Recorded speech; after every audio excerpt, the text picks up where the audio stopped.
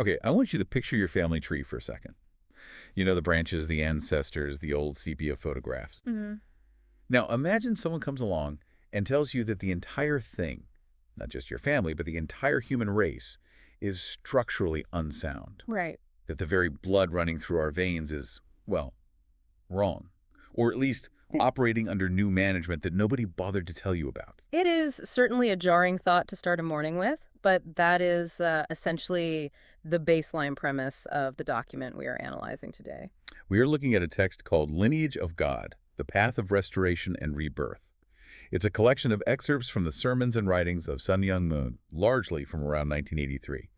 And look, regardless of what you know or think about the author, the arguments in here are fascinating because they are so intensely structural. Structural is exactly the right word. This isn't a text about vague moral improvements. It presents history as a very specific, almost mathematical problem. Right, it's not just be nice to your neighbor. It's claiming the world is currently operating under a satanic lineage. And to fix it, you can't just offer forgiveness. No. You have to literally reverse history. It treats salvation like an equation where you have to flip the variables to clear the error. Exactly. It's a formula. And that's what we're going to unpack today. This text proposes that history isn't just a series of random events. It's a desperate, calibrated attempt to solve a specific biological and spiritual problem. So let's start with the diagnosis. The text doesn't really mince words here. It says humanity is fallen, but it gets very specific about how. It does. We usually hear about the fruit, the snake, the Garden of Eden, and it's usually treated as a metaphor for disobedience. But this text takes a hard left turn. It does. It moves away from the metaphorical fruit and argues that the fall of man was a very literal, illicit sexual relationship. A literal one. Yes. The text claims that the first human ancestors engaged in a premature, unchaste relationship, essentially. A relationship centered on self-desire rather than God's timing. And the consequence of that isn't just getting kicked out of the garden. The text argues this actually changed the bloodline. Right. This is the core insight of the source material. It argues that because the first relationship was initiated by Satan, or, centered on a satanic motivation, the children born from it and their children, and eventually us, inherited a satanic lineage. It uses very strong language. It does. It calls human beings incarnations of Satan. Incarnations of Satan. That is heavy. It basically says we are biologically wired to be enemies of God. It asserts that Satan is abiding in us. So the text posits that God can't just snap his fingers and fix it because by the laws of this universe, he didn't break it, humans did, so humans have to fix it. This leads to a depiction of God that I found really surprising. I think most people picture God as this stoic, all-powerful figure on a throne, judging people from a distance. Throwing the occasional lightning bolt. Right. But this text describes a God of blood, sweat, and tears. It's a very vulnerable portrayal of the divine. The text says God is in agony. It explicitly states that a parent's agony can only be resolved by the children. So God is essentially paralyzed, waiting for humanity to reverse the mistake so he can be liberated. So the ball is in our court. We broke it. We have to fix it. This brings us to the mechanism for the fix. The text uses this word constantly, indemnity. Right. Now, Yeah. usually I hear that word when I'm dealing with car insurance or lawsuit. Right. Indemnity usually means coverage for damages. And honestly, that is exactly how the text uses it, just in a spiritual sense. So like a cosmic debt. Exactly. Yeah. If you cause a specific amount of damage, you have to pay a specific price to reverse it. You can't just say sorry and move on. The books have to balance. So it's transactional. It's restorative. The text explains that to recover the original position of purity, you have to reverse the specific course of the fall. And it offers a blueprint for this called the Cain and Abel formula. Okay, Cain and Abel, two brothers in the Bible. Cain kills Abel. It's the original murder mystery. But how is this a formula for salvation? Well, the text views that story not just as a tragedy, but as a failed test. In this framework, Abel represents the side closer to God, and Cain represents the side closer to Satan. Okay. For the lineage to be cleansed, a specific dynamic has to happen. Abel has to separate from the satanic world. But then, and this is the crucial part that I think is often misdirecting, Abel cannot just defeat Cain. Right. It's not about winning a war. It's not about Abel beating Cain up. No. Abel has to save Cain. The text says Abel must sacrifice himself, love his enemy, and induce Cain to surrender voluntarily. Monetarily. Yes. If Cain doesn't submit naturally, out of respect or love, the condition isn't met. The blood isn't cleansed.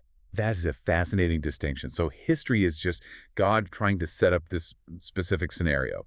Two brothers, one representing God, one representing the world, and trying to get them to reconcile instead of kill each other. Precisely. And the text takes us through these lonely champions throughout history who tried to make this formula work. Let's talk about those champions. The text jumps to Noah first. And I have to say, the way it describes Noah's life is bleak. It's not the cute nursery rhyme with the giraffes poking out of the boat. Not at all. The text focuses entirely on the indemnity Noah had to pay. He spent 120 years building a massive boat. But where did he build it? On a mountain. On top of a mountain, not a shipyard. Which makes no sense. Ecologically or logically, no. It was absurd. And the text emphasizes that this absurdity was the test. But what really struck me in this reading was the focus on Noah's family, specifically his wife. Yeah, that part really stood out to me too. The text asks us to imagine the daily grind. It says, Noah's wife must have packed his lunch basket every day. Just imagine that. For 120 years. For 120 years. He's not going to a job. He's not bringing home a paycheck. He's going up a hill to build a giant box because voices told him to. And the text notes she had to do this with only a little food. They were impoverished. They were ridiculed by the entire society. Right. The text argues that Noah's wife and family had to completely unite with this crazy vision to separate from the satanic world. It says God's directions are often 180 degrees contrary to common sense. It's almost like the text is saying, if it makes sense to the world, it's probably not from God. That is exactly the point. To separate from the fallen lineage, you have to do things that the fallen world considers insane. That is the price of indemnity. So Noah pays the price. He separates. But the text implies he didn't quite finish the job of restoration. Yeah. So the ball gets passed to Abraham. Right. Abraham fits the pattern, too. He has to leave his father's house. His father was an idol maker. And the text describes him leaving like a gypsy in the middle of the night, again, severing those worldly ties. But the text argues that the real breakthrough, the first time someone actually cracked the code of this formula, was Jacob. Jacob is such an interesting character to pin this on because if you read Genesis, Jacob is, well, he's kind of a shyster. He is. He tricks his brother. He lies to his blind father. But this text seems to view those actions as heroic. It reframes them completely. It argues that Jacob's cunning wasn't about greed. It was about a desperate spiritual determination to secure God's blessing. He valued the lineage more than social norms. But look at the price he paid. Right. The text highlights his time with his uncle Laban. 21 years of hard labor. The text says he was cheated 10 times. It calls it drudgery. And he didn't complain. That's the indemnity. He swallowed that suffering. But the climax is the wrestling match. This is pivotal in the source material. Mm-hmm. Jacob is on his way home, terrified that his brother Esau, the Cain figure, is going to kill him. And at the ford of Jabbok, he rushed of an angel. And the angel breaks his hip. Yes, a crippling injury. Most people would tap out. But the text emphasizes that Jacob refused to let go. He was willing to die rather than lose the blessing. He essentially defeated the angel through sheer grit. So he wins the spiritual victory. He proves he's the Abel. But remember, the formula Abel has to save Cain. He still has to face Esau. And this is the moment the text celebrates. Jacob doesn't come back and say, I beat the angel, I'm the boss. He does the opposite. He gives everything away. Everything. He bows down 7 times. He gives Esau his wealth, his livestock, his servants. He effectively makes himself a servant to his enemy. And it works. Esau hugs him. Esau hugs him. The text argues that specific hug tears flowing, hatred melting, was the first time in human history that Abel won Cain's heart naturally. That was the reversal. That was the formula finally working. So Jacob fixed the relationship problem. He proved it could be done. But the text says that wasn't enough. The satanic blood was still the issue. Right. We needed to go deeper than just relationships. We needed to get into the biology. This is where the text gets really complex. It shifts from the battlefield of men to what we might call the womb of restoration. We're talking about Tamar. Now, I'll be honest, when I read this part of the source, I had to pause. The story of Tamar in the Bible is messy. It is. It's usually the part you skip in Sunday school because it's uncomfortable. It is incredibly messy. Tamar disguises herself as a prostitute to sleep with her father-in-law, Judah. It sounds scandalous. But the text analyzes this as a righteous reversal. Have me understand the logic there. How is tricking your father-in-law into sleeping with you a righteous act in this framework? You have to look at the motivation. Tamar's husband had died. The lineage was going to end. The text argues she valued God's lineage more than her own dignity, her reputation, or even her life. Remember, she could have been burned to death for adultery in those days. She risked everything. Everything, just to ensure the seed was passed on. Okay, so she takes the risk. She gets pregnant with twins, and the text describes a war in the womb. This imagery was wild to me. It is vivid. The Bible describes the birth. The hand of one twin, Zerah, comes out first. The midwife ties a red thread on it. But then that hand pulls back in, and the younger brother, Perez, pushes past him and is born first. And the text treats this physical event as a massive spiritual symbol. Huge. It claims this symbolized the Abel figure, the younger brother, subjugating the Cain figure inside the womb. It reversed the birth order. Wow. The text claims this cleansed the lineage of satanic influence for the first time before birth. So because of Tamar's intensity in this reversal in the womb, there was finally a foundation free from that original sin. Exactly. And the text draws a direct line from Tamar to Mary. It argues that this clean lineage is what allowed Mary to exist as a vessel for Jesus. It calls Mary a revolutionary woman. The way it describes Mary parallels Tamar, doesn't it? She also risked death. Yes. Getting pregnant out of wedlock in that culture was a death sentence, stoning. The text says she had to deceive Joseph, deceive her father, all to follow God's revolutionary tactics. And because of that specific lineage cleansing, from Tamar to Mary, Jesus could be born without original sin. The text calls him the only begotten Son, because he was the first human in history born purely of God's lineage, not the fallen one. Okay, so let's pause and look at where we are in the equation. We've had the indemnity paid, we've had the lineage cleansed, Jesus is born. You would think, based on this formula, great, mission accomplished. Right. Kingdom of heaven on earth, right now. That would be the logical conclusion. But the text takes a very tragic turn here. It really deconstructs the traditional triumphant image of Jesus. It portrays him as profoundly lonely. Incredibly lonely. The text argues that even his own family, Mary, Joseph, his siblings, didn't truly understand who he was or the magnitude of what he was trying to do. They looked at him with human eyes, not spiritual eyes. There's that specific reference to the wedding at Cana. Jesus calls Mary woman instead of mother. I've always heard that explained away as just a translation quirk or a cultural thing, but this source says, no, that was real distance. It interprets it as a sign of a break in their relationship, that he felt unsupported. And this leads to one of the most poignant anecdotes in the entire text. It asks us to imagine Jesus' birthday. This part actually got to me a little. It's such a small human detail. It's powerful. The text says Jesus didn't want gold or frankincense. He didn't want crowds. He just wanted a sibling, his own flesh and blood, to bring him a small piece of cake wrapped in a handkerchief and simply say, I understand you. I know who you are. A piece of cake and a little empathy. It really humanizes the man of sorrows idea. He wanted a team, but the text implies he was operating completely alone. And that loneliness is the key to understanding the text's controversial take on the crucifixion. Right. We need to address this carefully. The standard Christian understanding is that Jesus came to die, that the cross was the plan from day one. But this text disagrees. It disagrees significantly. The source argues that the cross was a secondary course, a result of rejection, not the original Plan A. Plan A was acceptance. Yes. The text argues that if the people of that time, and specifically his family and the religious leadership, had fully accepted him, united with him, and followed him, the kingdom of heaven would have been established on earth right then and there. Wow. No second coming needed.